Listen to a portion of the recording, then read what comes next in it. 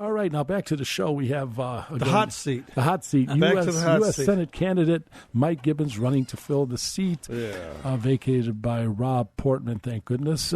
Thank goodness he vacated it. Thank goodness Mike is running. And you're waiting on his endorsement as well, right? Yeah, I'm waiting with bated breath. Not holding your breath, though. Well, of course, Mike, if you got it, I don't know if I'd vote for you. But, you know. But back to Senator Rand Paul, a constitutional conservative senator sitting in the Senate right now, endorsing you.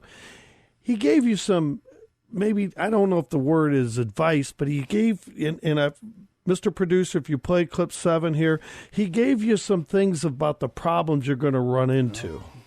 We are a great country, as Mike said. We've got to get it back. We got to keep it. But it's going to take people with guts. And I promise you, I've met a lot of Republicans, some of them from Ohio, frankly, who you send up there and then they act like Democrats. We need someone with the courage to say no, not only to big spending Democrats, but to say no to big spending Republicans as well. Now, who is he referring to in that? We don't need to answer the question, but the point is that a lot of them go and then they vote to stay. They vote the big money to stay, and you're not going to do that. I promise you I will not. You promise you won't do that. I promise you I will not. Okay, Mike, we believe you because, as a businessman and all the deals you've done, there's foundational principles in finance, economics, accounting, whatever. So, and obviously the foundational principles we have in our country, first of all, is the Constitution, and we have limited authority in various fields that the federal government has. The big one is defense and maybe border and immigration, and but education and all these other things. And especially if you look at the 10th Amendment, those powers not delegated to the federal government are reserved to the states and to the people respectively. So the federal government's not supposed to be doing as much as they're doing by a long shot. And my idea would be let's pare it back as fast as we can. Right. The problem is people want stuff, and this country was founded on the basis of an individual succeeding for his family. Individuals all working in the same direction makes the country better, and working for their own benefit. Well, I think it's called opportunity. Yes. And when they came from Europe, there was no opportunity because there was a caste system. Exactly. And you were a serf, and you were always going to be a serf.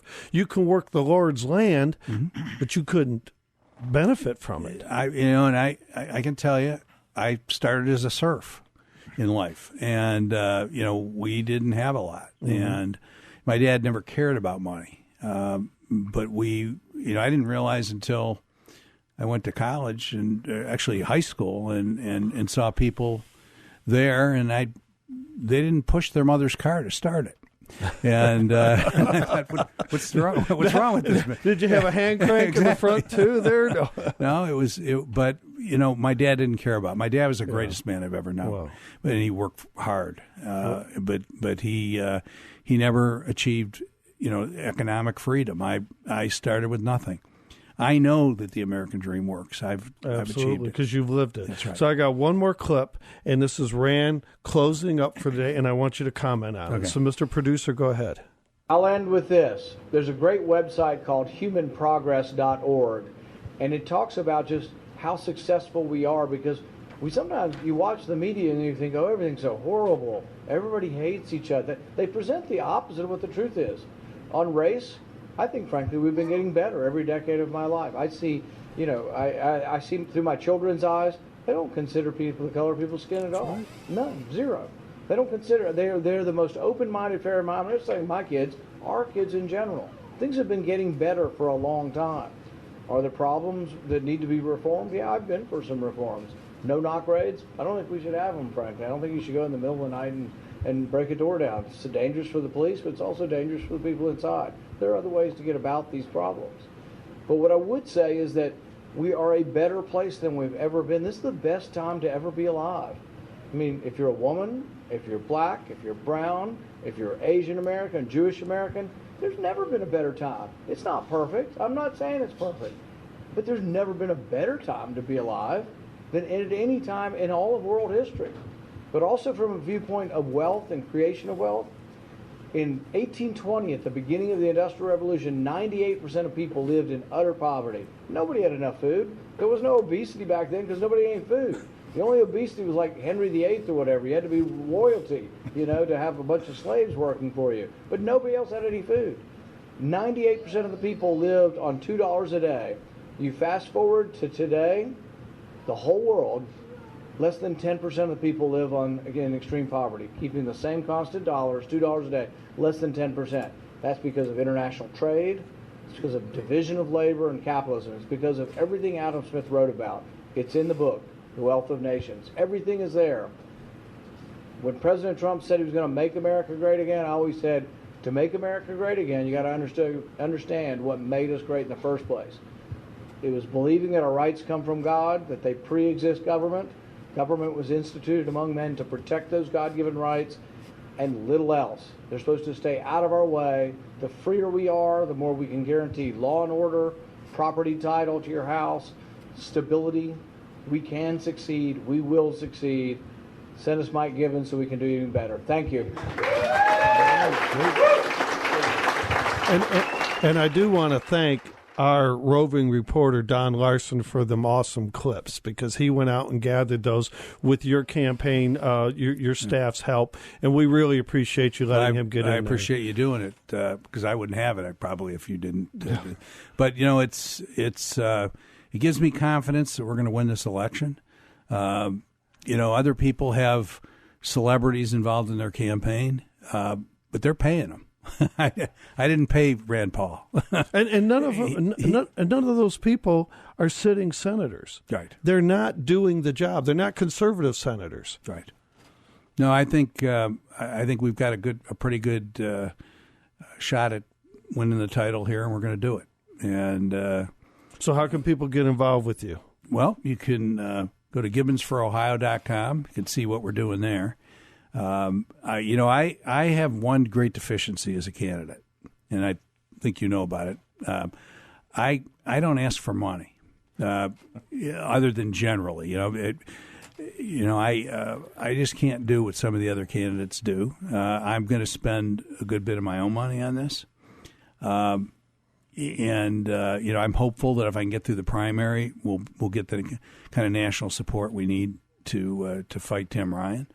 But I could use donations of any size, $5, $10, $20, $25, because what it does is it confirms that I have the people out there that support me. And if you're going to win an election like this, you got to have big donors. And right, and frankly, a lot of them, without me asking, have given me funding. And I'm hoping that continues. And Mike, I think to get through a primary, Ohio especially has been rejuvenated with President Trump showing up. They've been a great state for President Trump. I think the numbers were probably higher, but we'll just say 8.5% in 2016, 8.5% in 2020. And I think there's the people I associate with a huge grassroots contingent. I think if you get those people show up at their events, and one person will talk to 10 will talk to another 10, and usually these groups anywhere from 40, 50, 60, 80, 100 people, even 200, 300, and people spread the word because it's word of mouth. I believe. I think initially, obviously, for the general election, once you win the primary, it's going to require some big bucks for media buys and those kind of things to reach out to. Well, it's going to be a very expensive primary. Right. And I think the winning candidate here is going to have to spend close to $15 million in the primary. 15 in the primary? Yeah. Wow. So can I say this for you? Yes. You would like their support. Yes. You would like their donations. Yes. And I'd like them to volunteer and help me. And you'd like them volunteering, and you would love for them to vote for you. Yes. And I want your vote.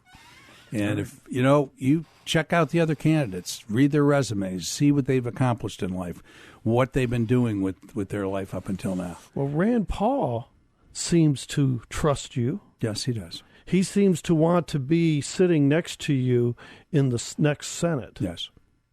And that's quite a compliment. It is quite a compliment. And initially his chief of staff when he first met me, he says, "Hey, Rand, Mike can be your bodyguard too." I'm a little bigger than Rand. All right, our special guest this evening was in our first hour, Congressman Jim Renacci, running for governor in the 2022 May primary, and then our guest host was Mike Gibbons. And second hour, we've been asking and talking to him about support from Rand Paul. So that's gibbonsforohio.com. We're looking forward to having Mike back in the studio. You make Absolutely. great Many guest times host. you'll let me on here. All right, great. We're on, I love it. I say Monday Night Roundtable. People say, what night are you on? And I'm like, no wonder we're losing. But hey, thanks, Mr. Producer, for those clips. Thanks for everybody in the studio. We'll be back next Monday with another edition of Monday Night Roundtable. Even though it's July 5th, the holiday, we will be here live.